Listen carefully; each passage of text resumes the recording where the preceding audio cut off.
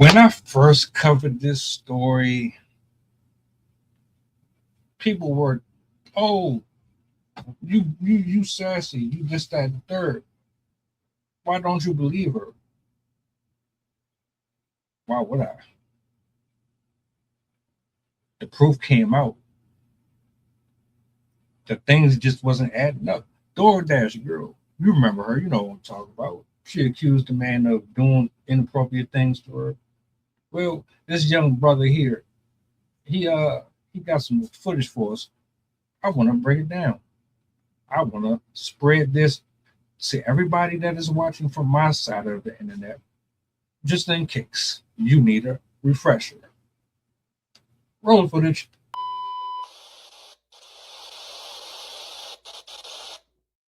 Things just got so much worse for the TikTok DoorDash girl because this is becoming a nightmare for her. And if you don't know about this situation, it is insane. So here's a quick rundown. So on October 12th, 2025, a DoorDash driver by the name of Olivia Henderson got an order in Oswego, New York. This was apparently a late night Wendy's order, and from what we know, all she had to do was leave the food at the door, take a picture of the food, and continue on with her night. Instead, she allegedly made a series of awful decisions. The police and prosecution, they're alleging that she pushed the door open and decided to film a drunk dude who was passed out on his couch with his pants down. So in my first video on this story, I reported that she walked into the house because that's what currently was going viral on TikTok. That, from what I know, is wrong. So I have to issue a massive retraction and correction to that statement. All the, at least credible sources, are claiming that she never walked into that house. She was only standing in the doorway. But still, either way, filming and posting what she saw after she allegedly either opened the door or pushed open the door is still incredibly stupid. So if what the prosecution is alleging is true, she seemingly went onto TikTok and tried to destroy an innocent man's life for passing out within his own house with his pants down. Now, obviously, we're not going to show the original video. I can't even find the original video. All I can find is a screenshot. But even if I could find the original video, I wouldn't be showing that here on this channel. I know a few people who wish they could get rid of their content that quick. Lana Rhodes. Riley Reid. There's a few you wish you could do that. Sorry, it's not happening. For obvious reasons. You know, because there is a massive privacy issue there. But this is her follow-up video to the original video. So on October 12th, 2025, the DoorDash customer requested that their order be left at their front door. When I arrived at their front door was wide open. Their lights were on. They were sleeping on the couch within eyesight of the front door with their pants and underwear pulled down to their ankles, and they were indecently exposed to me. Okay, so she says the door was wide open, and the police and prosecutors say otherwise. And the reason they're saying this is because there's allegedly Ring doorbell footage of her either opening or pushing the door open. Now, the only problem is, to my knowledge, that footage has not been released to the public. I was actually hoping to see that footage today in court, but court had different plans for us today. Because I also reported this to the police, and the police are doing nothing. I was assaulted. I'm the victim. I lost my job. I'm the victim. I was working. I was literally working, and they deactivated me. This is related. They just punished me for posting about my assault while door dashing. They just fired me, and the police are doing nothing. Okay, so that's her side, and the prosecution is basically saying something around the lines of this happening. Sir, I have your DoorDash. Oh!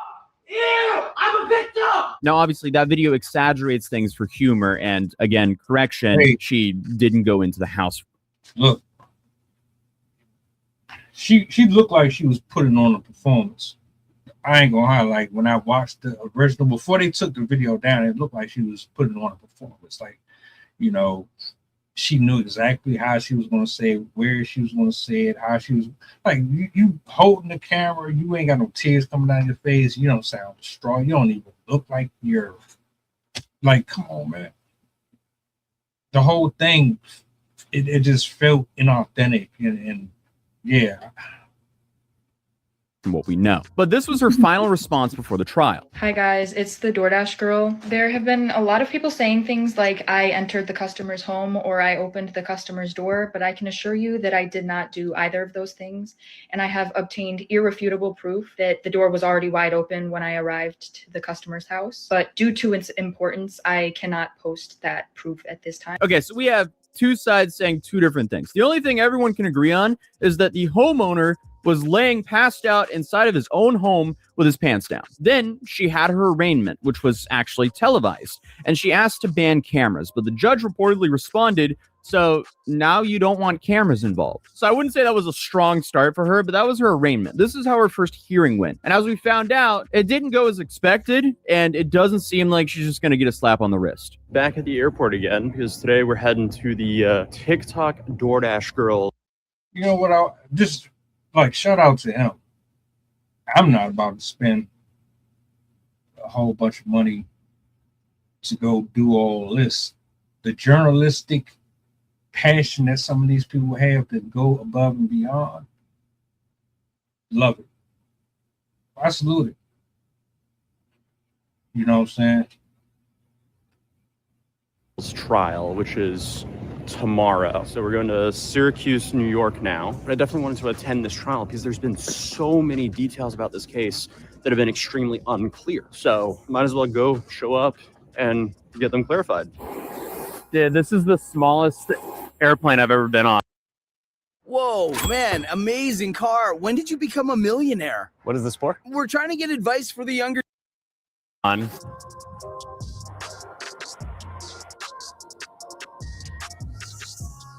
Welcome to Syracuse, where local time is 2:03 p.m. All right, so I'm in Syracuse, New York. This is not Miami. Why get an influencer break the law somewhere tropical? Miami was great.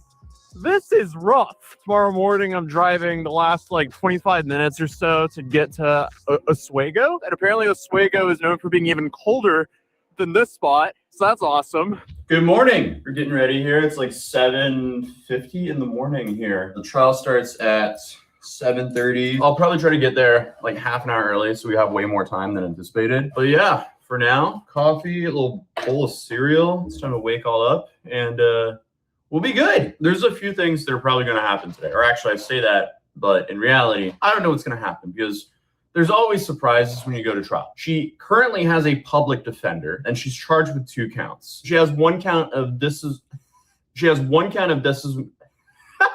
Okay, so she has one count of dissemination of unlawful surveillance image. She also has 1 count of unlawful surveillance. Both of these, she's pled not guilty to. As stated, she's currently being represented by a public defender. From talking to the practicing lawyers I know, it seems like it's very likely that a plea deal will happen today. Who knows though? That's why we're gonna go see. The big thing is for her is she filmed the guy. That's why she's charged. You have a whole bunch of arguments about okay, did she open the door? Was the door already kind of opened? How was the door when she found it? There's now alleged Ring camera footage showing that she either opened the door or pushed the door open before she started filming. That's the really damning evidence. So we have the police alleging that she opened the door and started filming. And then we have DoorDash essentially banning her from the platform because she filmed the customer. But she's claiming that she's the victim in all of this, which is why, all of her TikToks started in general. So it will be interesting to see how her defense argues for her in court. If I was going to be making any predictions on what's going to happen is, I guess, plea deal, I think they're going to be very lenient on her. She didn't even have to bail out, so she was released on her own recognizance, meaning she didn't have to pay bail. It's basically just... That was a dude, you know damn well he was coming out of pocket immediately. They're not letting him back out that easy. Hell no. And look, I don't know what's going to come from it, but you went out your way to go see firsthand for yourself. And I gotta say it again, I salute that. Hey, to be honest with you, and I know I said it a few minutes ago, but to be honest with you, if I could really get down like that and move like that, I think I would. Just because I love the legitimacy of these discussions. You want to make sure that the people can tell and they can feel that you are authentic about what you're doing. You know what I'm saying? So, yeah. Honor systems hey, you can go, you don't have to give us anything, we just trust that you're going to show up to court. So I have a feeling that her sentence is going to be, or her plea is going to be very lenient. Most likely she'll be getting some community service, maybe a fine. That's what I'm expecting here, but we'll see. All right, welcome to Oswego, New York. Beautiful little town. Okay, guys, I just got out of court. I'm now going to find a little location where I can do a quick live stream for you guys. Wow, look at that building. That's beautiful. I think that's the town hall. This is the city courthouse. This is probably the spot. Hopefully we could find some shelter from the wind, though. I feel like my arch nemesis at this point is the wind. Yeah, this is perfect down here. You just got out of the court case for the TikTok DoorDash girl. Something big did happen, but it took a while for anything to happen at all. So I got here at the court at about 9:21. She was on trial at 9:30. This time it was a little bit different because last time we know that we had footage of inside of the courtroom because the news was there. So the news, they were set up, they were filming her. I walk in, there's no TV camera set up. I don't even see any journalists. And basically I was there until the end. I can confirm there was no journalists there. So it's only me that was there, which is kind of interesting. Other updates to this case, she still has a public defender. She has 2 charges. At 9:30, judge walks in, everyone stands up, sits down, you know, the whole thing, and I don't see the DoorDash girl. I think it was just because I didn't see her, because she was sitting in there. And at that time, I was sitting in kind of in the back right of the courtroom, and this courtroom is set up in a, not the best fashion, because there's a column blocking the judge, and the audio isn't really good, and it didn't seem like they had the microphone speakers on the back, so I couldn't hear what was going on. So I had to move around. Eventually, after they went through a couple of the defendants, I got up and I moved. And that's when I could actually see the judge, so I can at least read what his lips were saying, because the audio was still bad. And I think I sat down kind of behind the DoorDash girl at that point, and that's when I had spotted her. Going through my notes real quick. One second. Oh, no. All right. My hands are frozen. Why did I not bring gloves? As a Norwegian, I should have known better. So 10 o'clock rolls around, and I see who I think is the DoorDash girl's public defender. 10:25 rolls around. Nothing yet. Okay. So at this point, I've been here for a minute. 10:50 rolls around. Woman who looks like the DoorDash girl, who I think was, she gets up after talking to her public defender and leaves. And I'm like, uh-oh. What's going on now? Is this another Jack Doherty situation where there's some continuation? Do I have to show up tomorrow? I don't know. I wait around even further. Then we have probably another 40 minutes of waiting. They go through the last people. The judge then is waiting for one of the defendants to show up. So we get through them, and suddenly it's just me in the courtroom. And I'm like, oh, well, I'm not going up on the stand. So that must mean it's over. I go out to the clerk, I talk to them, and I'm thinking, okay, there's a continuation that happened. Instead, I found out this was divested to county court. So originally, where we're at, this building right here, this is the city court. So city court, I mean, this is kind of like small fines, but hers was divested to county court. So as I said, originally she was in city court, but now county court, that's the main state court. So that means most likely she's facing way more serious charges. Or well, not way more serious charges. The charges are still the same, but most likely they could penalize her a lot harder. So according to the lawyer that I've been talking to, that's the prosecutor that moved it there, most likely because of all the public attention on the case and the public outcry. So that means that most likely she won't get a slap on the wrist. So currently she is facing 8 years in prison. That's her max sentence, because it's a 4-year max sentence for each of the felonies. And her minimum sentence seems to be a couple years of probation. And that is if she's convicted 100% though. It seems like she was moved to Superior Court. So that's actually even worse for her. So that's what we have right now. She's currently facing 8 years in prison. That's the worst case. She's not going to get that. But her minimum is at least a couple years on probation. Either way, she shouldn't have done this. This is a big self-inflicted thing that didn't need to happen. I don't know why she decided to do that. Those are all the updates for now. And I have to go find out when the next court date is, because if it was just moved till tomorrow, that's very convenient for me. Because then I only have to extend by 1 day. But if I have to keep extending weeks on out, I gotta go home. I can't be here for weeks. I can't be a new resident of Oswego, New York until all of this resides. Who knows? All right, we did a successful live stream. I'm actually fairly happy with that. Now, let's grab a coffee and then head back to the hotel and knock out this video. Skincare and beauty bar. Hold up. Is the coffee shop right here? The coffee shop is in here. Oh, awesome. Yo, shout out to you, sir. Again, you think she about to get 8 years? You really think she about to get 8 years? I don't see it happening. I don't. Like he said, a couple years probation, house arrest, or whatever the hell you want to label it. She'll be good to go, and then she can get back to social media and do what she does best. the problem with that is if we give her that lighter sentence, is she going to learn from this? Is she even going to take any type of accountability for that at all? Like, seriously. Because she's still going into this as if she didn't do anything wrong. Like, it's one thing to be like very like, I know I'm the victim and I'm a defendant to the very end. She knows she ain't right and she's still playing like she the victim. I don't know, man. I don't know. Y'all tell me. Thank you so much, sir. Thank you, sir. All right, we've secured the iced coffee. I would definitely recommend checking out that coffee spot because they were super nice in there.